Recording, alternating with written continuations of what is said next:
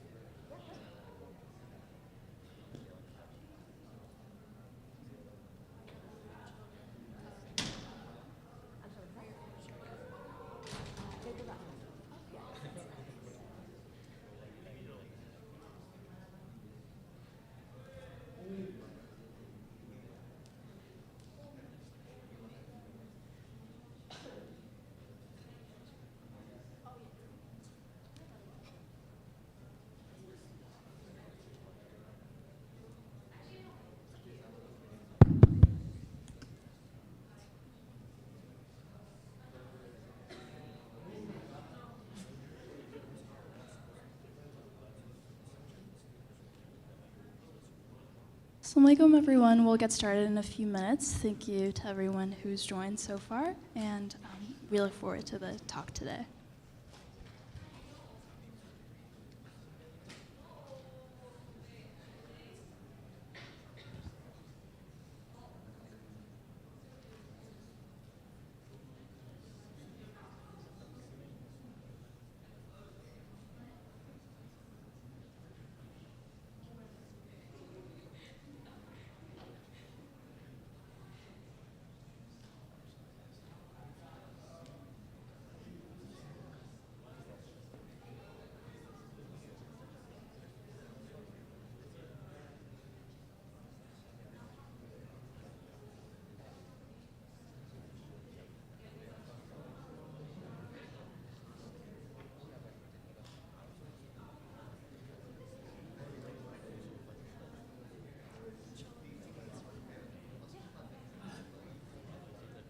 Assalamualaikum warahmatullahi wabarakatuh. Inshallah, we will be beginning now. So thank you to everyone who is here now.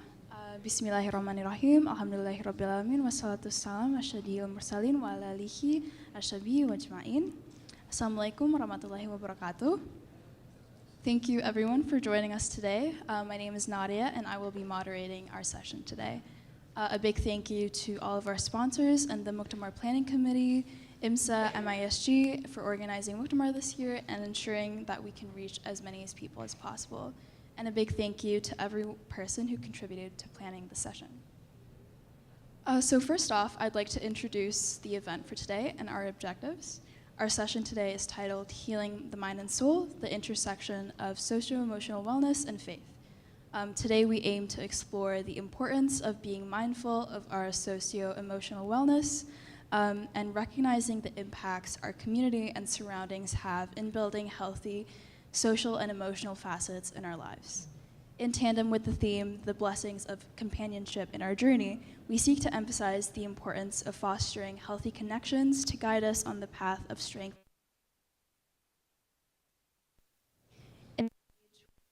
Our individual well-being is being really tested with the downsides of social media, the heartbreak and grief arising from current events and global issues, and the difficulties of navigating youth as young Muslims in the 21st century. It becomes all the more important to create support systems for ourselves. We seek to explore the idea hand in hand with growing closer to faith and developing our emotional and spiritual wellness. Before we continue, I'd like to start off with Quran recitation from our Insha and Zalfa. If they could step up here, that'd be great.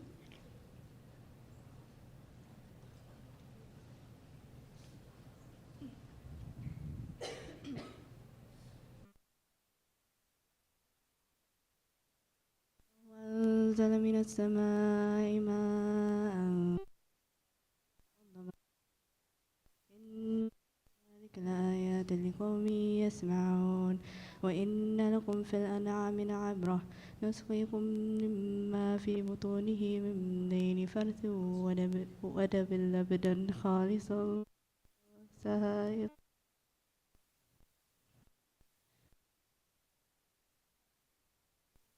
النخل والأعناب تتخذون منه شكرا ورزقا حسنا إن في ذلك لآية لقوم يعقلون وأوحى ربك إلى النحل أن اتخذي من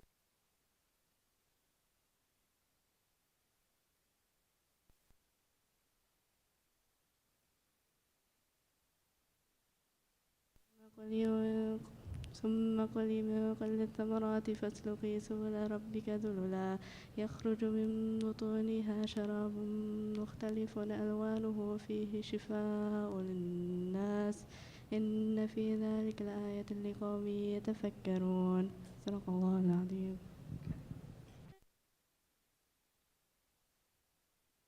Allah from the accursed shaitan. And Allah sends down rain from the sky, giving life to the earth after its death. Surely in this is a sign for those who listen. And there is certainly a lesson for you in cattle. We give you to drink of what is in their bellies, from between digested food and blood, pure milk, pleasant to drink.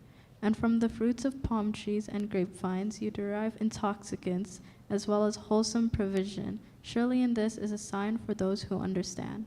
And your Lord inspired the bees. Make your homes in the mountains, the trees, and in what people construct. And feed from the flower of any fruit you please. And follow the ways of... From their bellies comes forth liquid of varying colors, in which there is healing for people. Surely in this is a sign for those who reflect. Sadaqallahu al-Azim.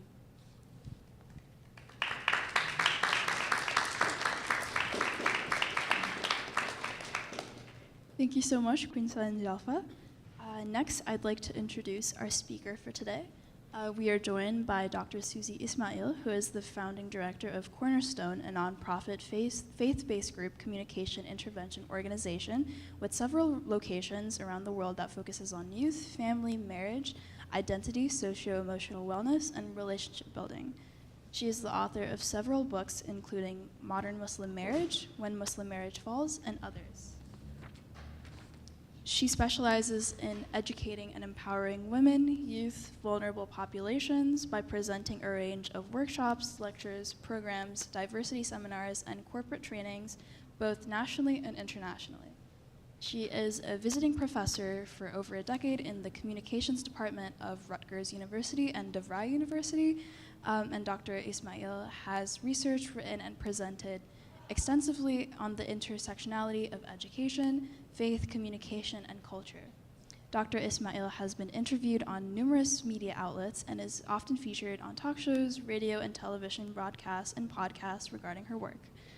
She has presented on the topics of marriage, family, parenting, identity, and teens at many public and private universities around the world and at the World Meeting of Families during Pope Francis's visit to the US.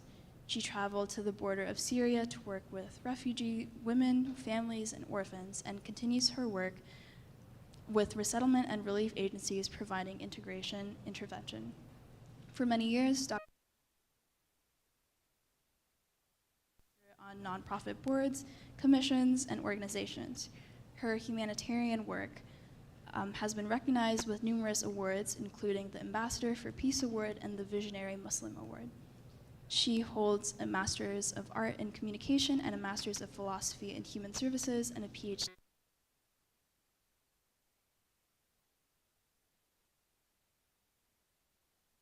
For Susie, I'd like to note that questions will be taken after the lecture, inshallah, and without further ado, I'll give the floor to her. All right, أعوذ بالله من الشيطان الرجيم بسم الله الرحمن الرحيم إن الحمد لله نحمده ونشكره ونشهد أن لا إله إلا رسوله رب اشرح لي صدري ويسر لي أمري واحلل عقدة من لساني يفقهوا قولي. Kind of sinks in, so I think it's easier to see everyone like this. How are you all doing? Alhamdulillah, good. I was telling the organizers that I was very impressed that for a 9:30 a.m. session for the youth, there's actually people here. Because I am sure you all had a late night yesterday, hanging out, enjoying yourselves, but I appreciate you waking up, coming, and attending this session. So I think this session is probably on one of my favorite topics. And it's my favorite topic that I'm seeing more and more often at our conferences because a few years back, the topic of mental health, the topic of wellness from an emotional, relational, mental, and social perspective was often left off completely from the rosters of Islamic conferences. Was that the view of mental wellness and mental health was very much tied to the idea that if you worked on your iman, if your spirituality,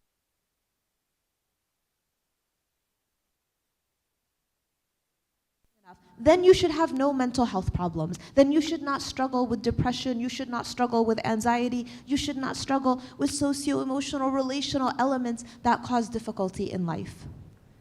And alhamdulillah, I think we have come a long way as a Muslim community to begin to recognize and realize that these two elements, our spirituality or our faith identity, they're not mutually exclusive in terms of how we are in our practice of faith and how we are in terms of our mental and emotional wellness. That we can be striving in terms of our iman, we can be striving in terms of our prayer, we can be striving in terms of our connection with Allah Azza wa Jal, and we can still struggle. We can still struggle and experience depressive episodes and situational depression. We can still struggle and experience chronic anxiety and clinical anxiety. We can still struggle and experience and be diagnosed with in terms of autism. These are all elements that exist within the human body and the human mind that we can't ignore and cannot say that the remedy purely lies in the faith. Yes, our faith is a guide, and yes, our faith does provide avenues of healing, but healing the heart is one part of healing. Healing the mind, healing the body, healing the soul. Allah Azza wa Jal provides us with different avenues and different ways in which to do that. And we don't reject one in favor of the other. Instead, we look at holistically, how does Allah Azza wa Jal want us to work through the difficulties of this dunya? We see in the Quran in Surah Al-Baqarah, Allah Azza wa Jal reminds us, وَلَنَبْلَوَنَّكُمْ بِشَيْءًا مِنَ الْخَوْفِ وَمِنَ الْجُوعِ. Surely we will test you with something of fear and something of hunger and a loss of lives and a loss of wealth and a loss of fruit. And then the verse continues and we're reminded, and give glad tidings to the sabireen, to those who are patient.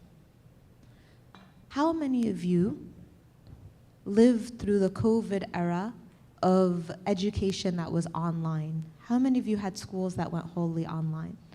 How long did the online school last for? A year?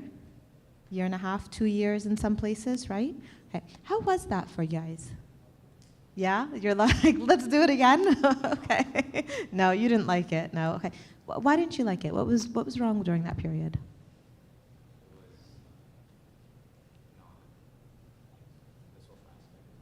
Okay, good. The social aspect wasn't there. So it was difficult because that social distancing also had a lot to do with emotional distancing, I think, because you weren't able to engage. What grade were you in when? 7th grade. Okay, okay. Okay, so middle school years, yeah. So the one that was nodding and telling me COVID time with the online schooling was great. Why did you enjoy the online aspect? Okay, okay. You weren't kind of restricted to one classroom, one teacher. What grade were you in? 5th grade. Okay, okay. All right. Any other thoughts on the social distancing experience? Good? Bad? Okay, so yeah, I'm seeing some of these, some of that. Okay. So what we have seen post-COVID is honestly an unprecedented increase in teenage depression, teenage anxiety, diagnosable. We have seen an unprecedented increase in terms of suicide ideation, an increase in self-harm, an increase in difficulty in terms of social and relational wellness. And this is not just a fluke. You know, when we look at research and data and try to study and understand, we see that those who were impacted the most were children or students who were at very critical ages of development when they suddenly went through this COVID experience, right? And the critical ages of development did tend to be right around middle school age and early high school. Those were the students that we are now seeing repercussions, very intensive in terms of the response to COVID. And again, it's not just the online education, but during COVID, you know, if we turn to that verse in the Quran, Allah Azza wa Jal reminding us that we will be tested with something of fear. During COVID, the element of fear increased drastically among communities throughout the US and abroad. A fear of germs, a fear of death, a fear of illness, a fear and an experience of loss. Many of us lost grandparents, lost loved ones, lost people here in the US and people abroad that we're related to. And that constant fear took a toll on so many of us, old and young alike. So these aspects of recognizing emotional and mental wellness and the impact that our societal factors can have on it is again one part of the puzzle, one piece of the puzzle. Because there's also an internal response. Each of us responds to stress differently. Each of us responds to fear differently. Each of us responds to difficulty differently. Each of us responds to struggles differently. We will all struggle. We will all be tested. That is a promise from Allah in which He tells us that we are going to experience tests in this dunya, whether we are old or whether we are young, and our tests are going to look different. For some of us, our tests are going to be a test in friendships, where maybe people who we think are our closest friends stab us in the back and we wind up struggling through that friendship. For some of us, our tests are going to be tests with our parents, maybe difficulty communicating with our parents, connecting with our parents, living in environments in which our homes may feel toxic at times. For some of us, our tests may be tests in terms of our interactions with others. For some of us, our tests may be internal, tests of depression, tests of anxiety, tests of difficult mental health outcomes that we need to work through. For some of us, our tests may be tests of self-esteem. They may be tests of self-image, maybe tests in terms of a lack of self-confidence.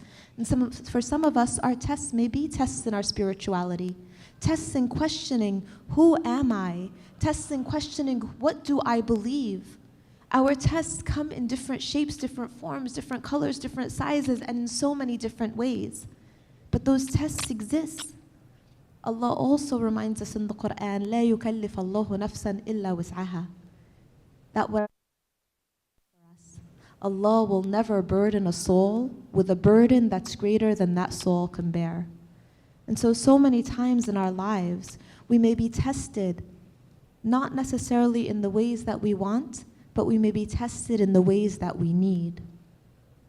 You know, currently, as we see what's happening in Palestine and we see what's happening in Gaza, and I see many of you wearing the kifayas, wearing that sense of solidarity and support, as we see the trauma and the suffering and the physical pain that the people of Gaza are experiencing, we are impacted by what is considered a trauma from the visualization and the seeing the pain and the difficulty and the hardship of others, and feeling at times a little helpless, feeling at times a little hopeless. And this is part of our deen, part of our test as well. Knowing that the people of Gaza, our test may be different. Our test may be, how do we respond to what we see? Our test may be, how do we react to that which is happening in the world around us? And sometimes when we are trying so hard to react, to respond, whether we're posting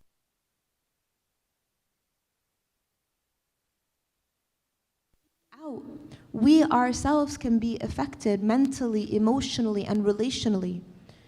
Many times over the past few months since October 7th, as I'm traveling and speaking to young people in particular, I will hear so many young people talking about the guilt that they feel.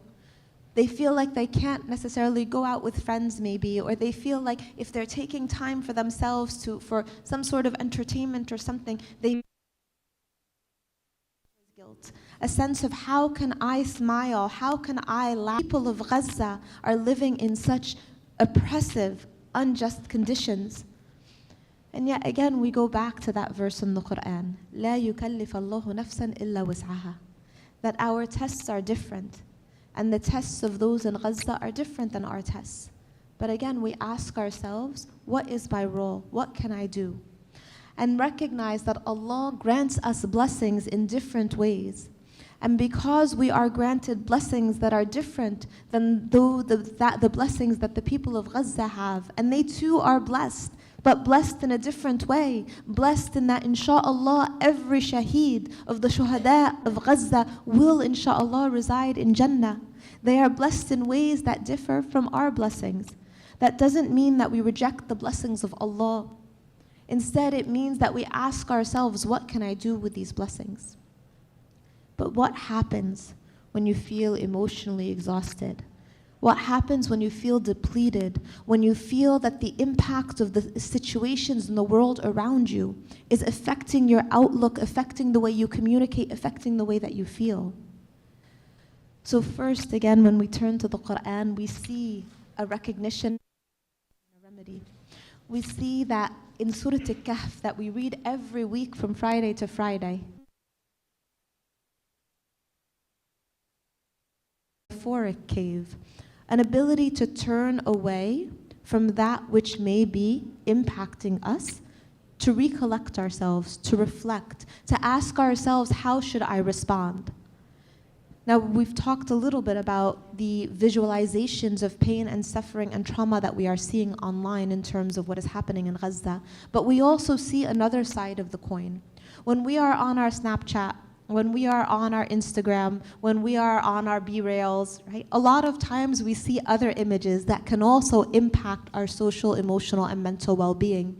And those images may be our friends, and I'm gonna put them in air quotes, our friends going out and doing something without telling us. Those images may be someone else's life looking like it's better than ours. Those images may be those airbrushed, filtered pictures that look nothing like a person in real life, but make someone online look like the way that we wished we looked. Those images may be things that infiltrate the way that we see ourselves, the way that we see the world around us. And just as we've seen an unprecedented spike in terms of difficulty with mental and emotional wellness post-COVID, we've also seen an unprecedented spike that is linked to social media usage.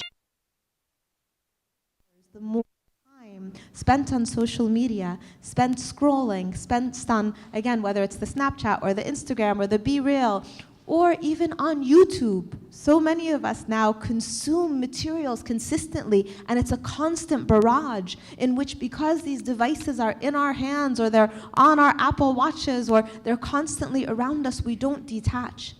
And there is a link between what we consume online and how we see ourselves and how we see the world.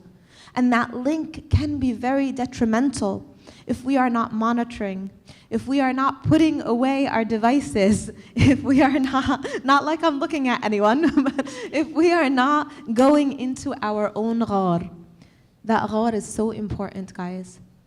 And we need to be able to detach. We need to be able to stop the constant bombardment. Yes, there is good in our devices, but there can also be harm. And we all know that when the mandate, the injunction in the Quran came for the prohibition of alcohol, the verse in the Quran reminds us that there may be good in it, but there is great harm, and the harm outweighs the good. And this is how our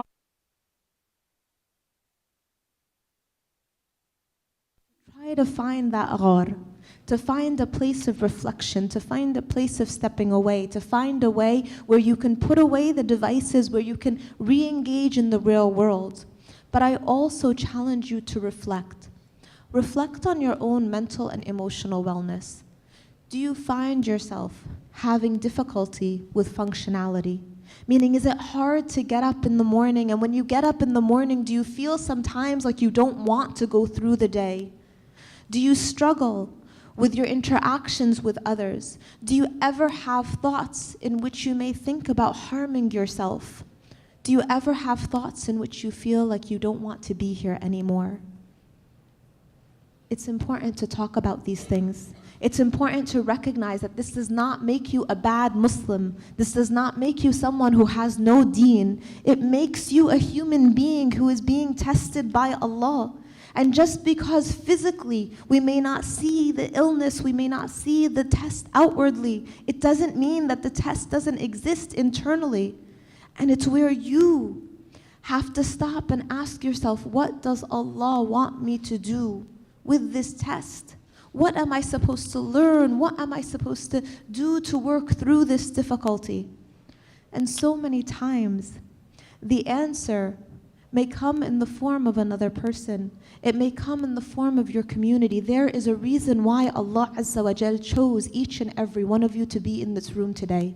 There is a reason why Allah Azza wa Jal chose each and every one of you to come to this conference and to attend this session. And maybe that reason is because you are struggling. Maybe that reason is because internally you have had thoughts, you have been in a bad place and you don't know what to do. And you're in this room today because maybe Allah wants you to talk to someone. Maybe Allah wants to guide you towards that help. Maybe you are in this room today because you have a friend who is struggling with mental health outcomes. Maybe you have a parent who is struggling with depression, with anxiety, and who has been afraid to speak out, who isn't able to tackle it. You are here today for a reason. Ask yourself why. Why did Allah choose for you to be in this room today? Ask yourself, whatever test you may be experiencing, or a test that someone who you love, who is near and dear to you, may be experiencing, how can you be the conduit of khair? How can you be the one that may help them through that test, or be the one that helps yourself through this test? When we look to the Rasul sallallahu alayhi wasallam, we see that he himself experienced many different stages of emotional outcomes that were difficult. And yet in each stage, just as the Rasul sallallahu alayhi wasallam was given the remedy, we learn from that remedy and we understand how we can apply it in our own lives. One of the first stages of emotional outcomes that was difficult for the Rasul sallallahu alayhi wasallam was the emotion of fear. When the Rasul sallallahu alayhi wa sallam first read, اقرأ باسم ربك الذي خلق, he shook. He shook with fear and he immediately ran down the mountain. And what did he do when he ran down the mountain? That was not the time to sit in solitude when he felt that fear. That was not the time to recluse himself and move away from everyone. He went to the person he trusted the most. He went to the person he loved the most in this dunya, Khadija radiallahu anha. And it was in the lap of Khadija radiallahu anha that the Rasul sallallahu alayhi wa sallam shivered in fear and said, Zammilini, Zammilini, cover me, cover me. As his body shook, because fear is an emotion that we will feel. Fear is a human emotion that we will experience, just as the Rasul experienced it. But it was Khadija radiallahu anha, the one who loved him, the one who stood beside him, the one who gave her wealth and gave her life in essence for the sake of Allah. As the Rasul sallallahu alayhi wa sallam fought this battle of teaching the world La ilaha illallah, and it was Khadija radiallahu anha that took him to see Waraqa bin Nawfal, her cousin, the Christian monk, who saw upon the back of the Rasul sallallahu alayhi wa sallam the mark or the seal of prophethood, and said, this is a prophet. It was Khadija radiallahu anha who supported the Rasul sallallahu alayhi wa sallam and told him, you care for orphans, you care for your family, you are good to others, you are kind to your neighbor, He will not forsake you. So ask yourself in moments of fear, who is your Khadija radiallahu anha? Who is your Khadija who stands beside you, who supports you? Who is there when you are struggling? Turn to the person, don't turn away. And maybe you're thinking, I don't have that person. Maybe you're feeling alone, which is part of the experience that we have on emotional wellness. And maybe in that feeling alone, you're not sure where to turn. The Rasul sallallahu alayhi wa sallam experienced this as well. A time in which there was the absence of revelation. The Rasul sallallahu alayhi wa sallam felt a sense of aloneness. And sometimes before Allah Azza wa Jal sent Jibreel alayhi salam to reveal to the Rasul the verses of Surah Al-Duha. وَالضُّحَى وَاللَّيْلِ إِذَا سَجَدَ. A chapter in the Quran that is meant to heal our hearts when we are alone. Allah reminding us that just as the dawn,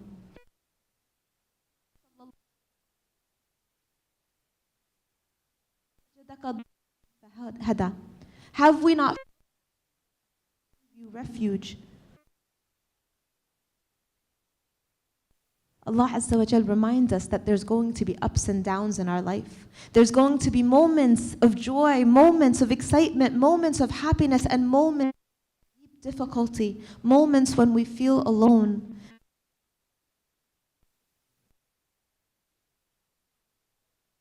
To despair. لا تقنطوا من رحمة. Because desperation, it's not grief, it's not even depression. Desperation is a loss of hope. And this is why as we go through difficulty of others, as we see what's happening in Gaza, as we see what is happening around the world, we can't ever give up hope. Recognizing that maybe the outcome that we want won't happen on won't happen in the exact way that we want. It's something that we need to hold on to. It's something we need to have that carries us. Now, in expressing our sorrow and expressing our grief, we also know that the Rasul sallallahu alayhi wa sallam experienced this. We know that upon burying his infant son Ibrahim, the Rasul sallallahu alayhi wa sallam shed tears.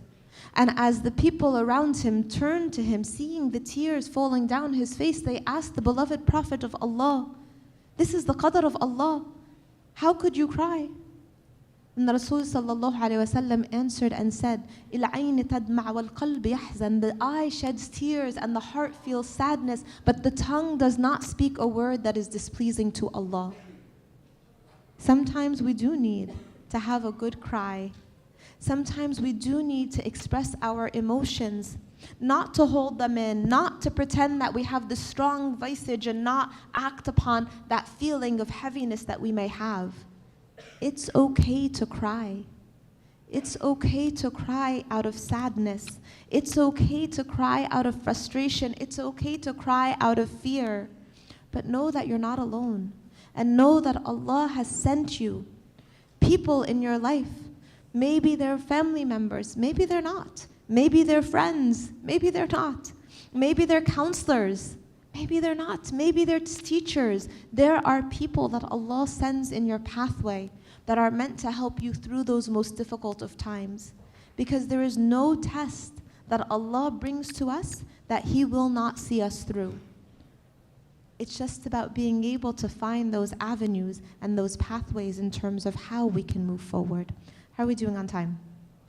What's Q&A? Okay. All right, so I'm going to wrap this up here, my segment, because I want to hear from you. And I know there are little note cards passing around, and I think that's helpful. So you can write your question down or you can ask it. But I hope the takeaway from this session is understanding that it is normal. It is completely normal to have a whole slew of emotions, to have good days and to have bad days, to have moments in time where we feel sadness, where we feel fear, where we're overwhelmed with difficulty, where we feel stress. But it falls into the area in which we do need to seek out that extra help when the normative impacts our functional. When we are no longer able to communicate, we are no longer able to interact, overwhelms us to the point that we have more sad days than happy days, where we have more bad days than good days, then we need help. And there is no shame in that. And does not mean that your Islam is weak. It does not mean that if you pray 2 rak'ahs, you'll be fine. Pray the 2 rak'ahs, but also seek the help. Different avenues, you can definitely speak to me afterwards. I'll keep some of our cornerstone cards here as well so that you can reach out. Jazakumullahu khair. Assalamu alaikum. Thank you so much, Dr. Susie, for the very insightful talk. Moving on to Q&A. Our first question, how do you open up communication with parents that talk about emotions? How do you help them as their child to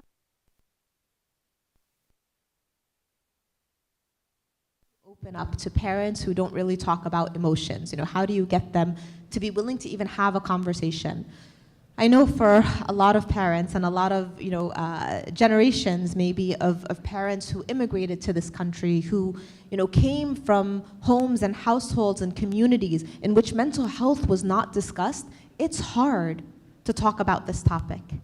And their response to you saying, I feel sad, or I feel lonely, or I feel like I'm missing something, so often their response is, say alhamdulillah. Don't you see what's happening in Gaza? Don't you see what's happening in Sudan, right? And it's difficult because there tends to be a sense of dismissing of the emotions. So the first step is definitely education. And education for your parents, because we know that we are never too old to learn. But education not in a way where you tell your parents, oh, you don't know anything, right? But education in a way that's rooted in compassion, in respect, and in love. Maybe bring your parents to the next lecture on mental health from an Islamic perspective. That you watch from maybe a counselor, a scholar, or on our Cornerstone website and on our YouTube video, we have a lot of different talks about mental and emotional wellness. It's about being able to speak your parents' language, because if you're telling them, I feel depressed, the way that they process that is you're ungrateful. Right? If you're telling them, like, I'm struggling with my mental and emotional wellness, the way that they process that is that it's never enough for you. So learning how to connect with them in a way that they understand. And sometimes it's not going to be from you, because your parents are going to see you as, that their kid, right? The toddler that they're remembering. So find different avenues and ways to bring. There's a wealth of. Sometimes that's an opening, a way. Great, Dr. Susie. Next question. Depression. help a non-Muslim friend or Muslim friend who is going through depression. Depression, again, sometimes initiates, so it's not despair. It can precede despair, okay? So first of all, know that you are not a therapist. Know that you are not a counselor. Okay? Most of you looking around here, I don't think you've graduated or gotten your licensure yet, okay? Don't try to take on that role.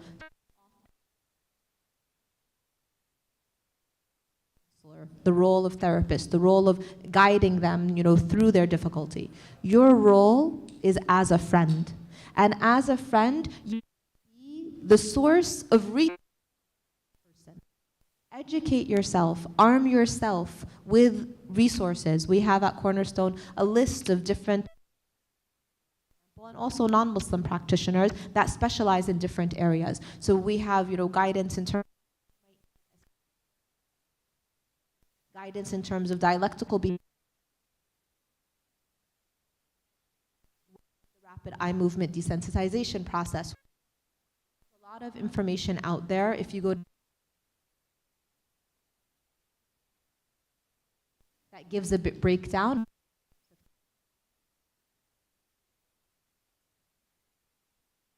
There, listen, hear them out. Let them know, hey, I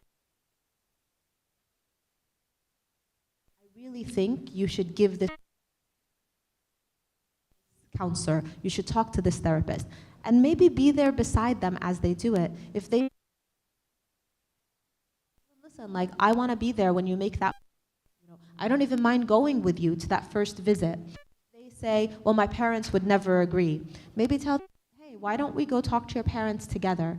Be the friend. Don't try to be the counselor who diagnoses or provides the assessment, though.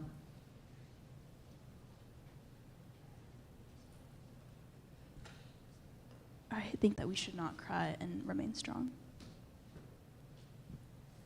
So again, I would say we are constantly reminded, whether it's by our parents, our communities, our masajid, to walk in the footsteps of the Rasul sallallahu alaihi wasallam, to emulate the Rasul sallallahu alaihi wasallam in our actions and our interactions.